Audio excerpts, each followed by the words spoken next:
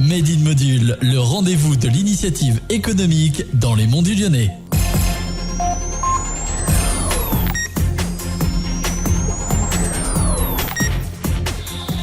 Les ferrovipates sont des passionnés de trains. Ils se consacrent généralement à l'observation ou à la collection. Mais notre invité du jour, lui, est plutôt dans l'action.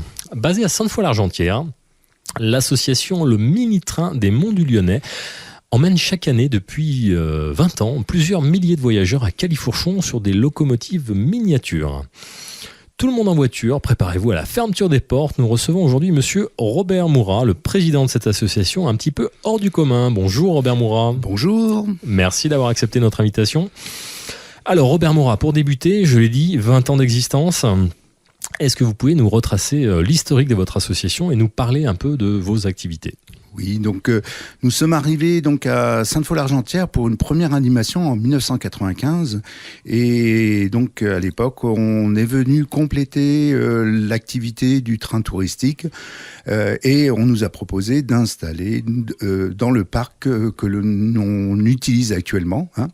Mais l'association elle existe depuis 1992 où on faisait déjà des animations à travers toute la région pour des fêtes de village, des salons de modélisme et d'autres activités. Alors, les animations, ce que vous proposez concrètement, je l'ai dit en introduction, c'est dans un parc ferroviaire à Sainte-Foy, d'organiser quelque part des voyages sur des locomotives miniatures. Voilà, donc nos locomotives sont à échelle 1/8, donc on peut recevoir les gens, leur faire les voyages qui durent une vingtaine de minutes à Califourchon sur nos trains. C'est de la miniature, mais à une échelle plus grande que ce qu'on peut voir en règle générale. D'accord. Alors ça fait partie de vos activités. Est-ce qu'il y a d'autres activités Alors, on fait des animations aussi, donc, comme je disais, pour les fêtes de village, pour les salons de modélisme. On fait ça assez régulièrement. Bon, on en fait 5 ou 6 dans la saison en général. Donc ça veut dire que vous vous déplacez avec vos trains, vos rails, vous installez... On installe nos trains, on installe les rails, on met à peu près 2 heures pour installer nos rails et on fait l'animation pour une demi-journée, une journée, voire 2-3 jours en fonction de l'événement, hein. Et voilà, pour les salons de modélisme, c'est très intéressant parce qu'on va rencontrer beaucoup de passionnés comme nous de modélisme de trains de jardin. Et j'ai cru comprendre également qu'on pouvait privatiser le parc pour des anniversaires, pour des fêtes, etc. Voilà, donc on reçoit les enfants pour leur anniversaire, mais aussi les familles, les réunions entre amis, les petits groupes de passionnés ou autres, et on privatise le parc pour ces événements. On reçoit régulièrement beaucoup de gens. Alors, justement, si on devait présenter l'association avec quelques chiffres, quels sont ces chiffres ? Qu'est-ce que vous nous diriez ? Alors donc, l'année dernière, en 2016, donc, on a reçu plus de 3000 voyageurs, hein, qui ont fait le voyage sur nos trains dans notre parc. Et on a fait voyager plus de 1000 voyageurs lors des animations à l'extérieur. Donc vous voyez, D'accord. C'est du monde à chaque fois de faire voyager. Et on ouvre à peu près une quarantaine de journées dans la saison à notre parc. Et un voyage, on l'a dit, ça dure combien de temps dans le parc ? Ça dure une vingtaine de minutes, hein. On fait 2 fois le voyage, 2 fois le tour du circuit. Et donc, on va passer donc, de la gare de Souzy à la gare de Sainte-Foy. Parce qu'on est situé entre les deux communes. À cheval sur les 2 communes, d'accord. Un petit mot sur le budget, rapidement, nous dire le budget annuel, ça représente à peu près 12 000 euros à l'année. En termes de fonctionnement. En termes de fonctionnement complet. On y reviendra un petit peu plus tard. Peut-être un mot sur les jours, les horaires d'ouverture et les tarifs ? Oui. Donc on ouvre essentiellement le dimanche, les jours fériés, du mois de mai au mois d'octobre, et le mardi pendant les vacances scolaires. Les dimanches de mi-juin jusqu'au 3e dimanche de septembre, c'est de 10h à 18h. Et les autres jours, c'est de 14h à 18h. Les tarifs, peut-être rapidement ? Pour les adultes, un voyage, c'est 3,50 € et pour les enfants, c'est 3 €.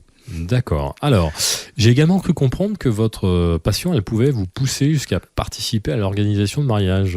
Ah oui, donc l'année dernière, nous avons participé au mariage de jeunes de mai qui habitent dans une gare, qui se sont connus dans un train, et ils ont fait tout le mariage autour du train.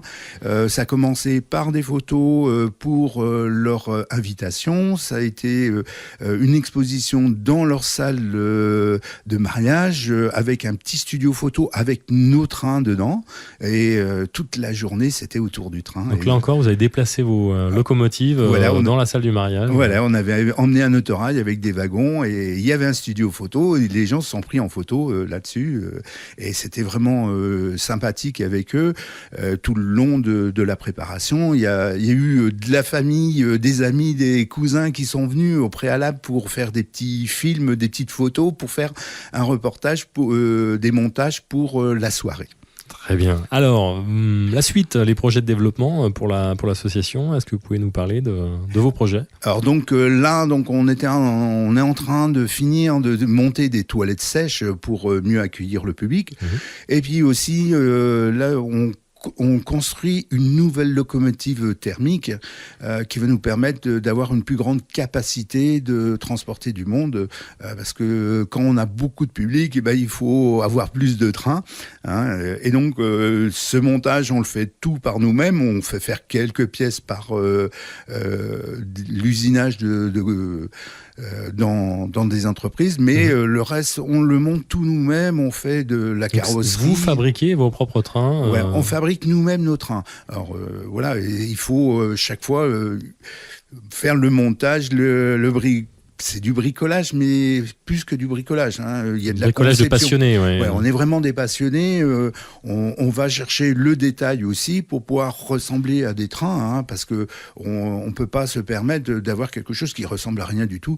Nous, on va transmettre un peu le savoir sur les trains, donc il faut que ça ressemble à des vrais trains et qu'on puisse expliquer comment fonctionnent les trains. Donc de vrais passionnés. Sur l'association, son organisation, c'est combien de membres ? Alors, on est une dizaine de membres dans l'association. Alors, ça va de 4 personnes qui sont déjà retraitées, 2 petits jeunes qui ont 13-14 ans, donc voilà, et puis des actifs. Donc, on arrive à pouvoir recevoir le public, sachant qu'à chaque fois qu'on reçoit le public, il faut qu'on soit 3 personnes, une personne qui accueille et 2 personnes qui conduisent. Donc, c'est assez compliqué pour faire le planning. C'est un vrai engagement pour les gens. Voilà, c'est un vrai engagement, et en plus de recevoir public, il faut entretenir le matériel et entretenir le parc.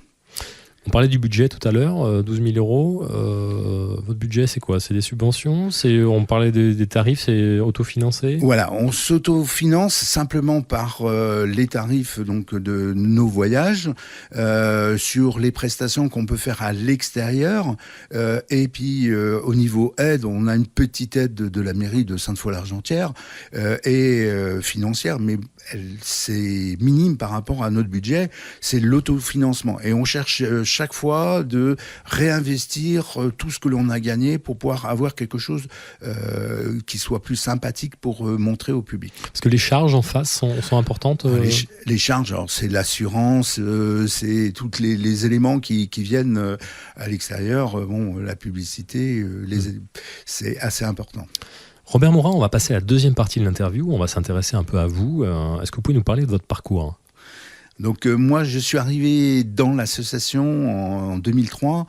C'était au départ pour faire du train avec mon fils. Mon fils, à l'époque, avait 8-9 ans, et il est passionné de train depuis tout petit, et il aimait bien aller sur ces trains comme tout enfant. Donc je suis arrivé comme le public que je reçois actuellement. Et puis, petit à petit, mon fils voulait de plus en plus conduire les trains. Donc, on est rentré dans l'association, tous les deux. Donc, c'est mon fils qui m'a amené dans l'association, c'est pas moi qui l'ai emmené. Et puis, de fil en aiguille, j'ai apporté mes connaissances pour faire de la communication. J'ai apporté beaucoup de choses pour que le parc, l'association soit mieux connue dans les Monts du Lyonnais, mais aussi dans le département, la région, voire au niveau européen.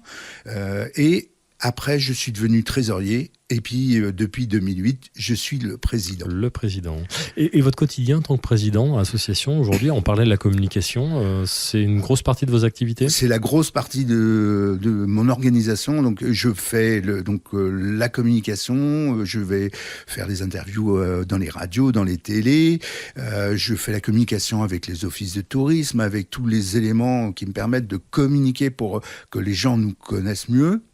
Ça, c'est le plus important que je fais en début de saison, en dehors de la saison proprement dit. Après, pendant la saison, je reçois le public, j'organise les permanences pour que j'ai tout le temps du monde pour pouvoir recevoir le public. Et puis après, je vais aller aussi négocier quand on fait des animations extérieures, notre prestation qu'on va faire.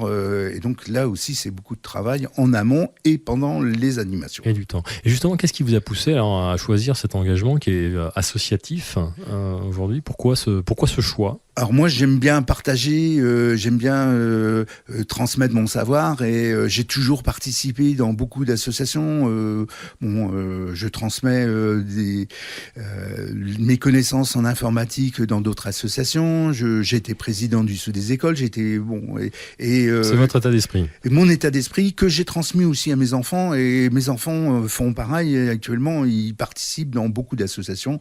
J'ai toujours participé dans des associations. Et voilà, c'est l'échange, c'est le plaisir d'échanger, d'être avec d'autres personnes qui fait que je m'engage vraiment dans les associations.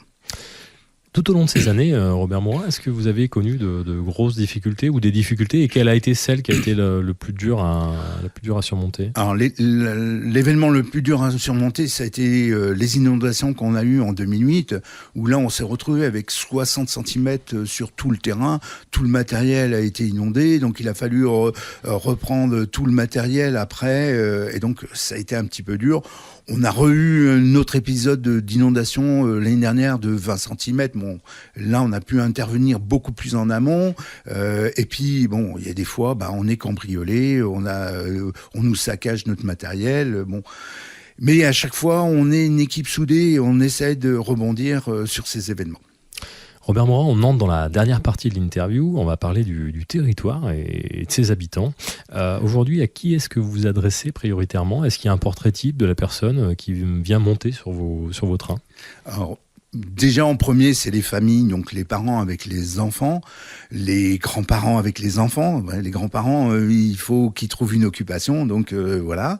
Et puis après, on va retrouver pas mal de passionnés, et là, on va passer un peu plus de temps avec eux pour échanger sur nos connaissances, sur notre passion. Donc ça, c'est des moments importants pour vous, la rencontre avec d'autres. Oui, on rencontre très souvent. Ferrovipat. Ouais, nos rencontres. On fait partie de la confrérie des amateurs de vapeur et on a beaucoup d'échanges. Et en 2011, on avait même reçu nos confrères de toute l'Europe dans un rassemblement qui se fait tous les ans sur un circuit différent. Au-delà du contact avec les touristes, les habitants et les autres passionnés, est-ce que vous avez su tisser également d'autres liens dans les monts du Lyonnais ? Je pense à des entreprises ou des institutions. Alors, je travaille avec plusieurs entreprises qui nous permettent de nous aider. Donc, entre autres, la société MUP, qui est à Brucieux, qui fait tout l'usinage de nos pièces que nous, on peut pas réaliser parce qu'on n'a pas suffisamment de machines-outils chez nous. Alors, ils nous font le tournage, le fraisage de ces pièces. Là, actuellement, pour notre nouvelle locomotive, ils nous ont fait toutes les roues, toutes les pièces qu'il a fallu usiner. Et c'est un partenariat. Ils viennent passer un moment de détente, toute l'équipe, et ils nous font en échange quelques pièces. D'accord, voilà. Donc l'échange va pièce contre voyage. Voilà. On fait, ou c'est par exemple d'autres entreprises qui nous prêtent un camion pour transporter du matériel et en échange, ils viennent faire des voyages, voilà. Et puis, bon, après, les institutions, c'est le comité des fêtes de Sainte-Foy, la mairie de Sainte-Foy qui nous prête du matériel. Quand eux, ils organisent des événements, nous, on est là pour... c'est l'office du tourisme. On essaie de tisser des liens avec plusieurs acteurs du coin pour pouvoir nous aider. On n'a pas besoin forcément d'une aide financière, mais une aide matérielle, c'est un soutien. Et nous, on fait un échange. Voilà, ils viennent nous aider. Donc nous, on organise des des petits moments avec eux pour partager. Alors justement, les petits moments que vous organisez, les événements que vous organisez, est-ce que vous pouvez nous en parler ? Les événements de famille, ou d'anniversaire, une famille vient une quinzaine, une vingtaine de personnes ou plus des fois. On arrive à avoir des groupes jusqu'à 100 personnes où on va passer 1 heure, 2 heures, une demi-journée où on va pouvoir pique-niquer, on va pouvoir faire des voyages, on va échanger sur notre passion et c'est toujours un moment de détente. Donc on vient plus que faire un petit voyage, quoi. On vient vraiment passer un bon moment, quoi. C'est passer un bon moment et nous on veut que ce soit un moment convivial, un moment familial. L'échange familial est très important et notre groupe, toute notre équipe, on est considéré comme une famille entre nous. Bon, on est déjà beaucoup de membres qui sont avec un même lien familial, mais aussi les gens qui sont pas de la famille, c'est pour nous c'est la famille. Voilà. Le calendrier de votre saison, il est aussi rythmé par des grands événements. Oui, donc nos événements, on essaye de faire plusieurs événements dans la saison, genre fête des mères, fête des pères, mais le plus gros événement qu'on fait, c'est l'avant-dernier week-end d'août, c'est nos journées de la vapeur. Alors là, on fait une exposition, on fait circuler plusieurs machines à vapeur, des confrères y viennent, et on fait même une nocturne le samedi soir.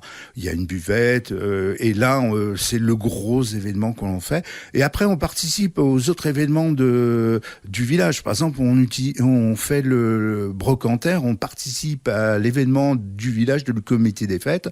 Puis après, on va faire Halloween, on va faire le train du Père Noël au mois de décembre. Et c'est toujours des moments où les gens ils viennent, ils participent.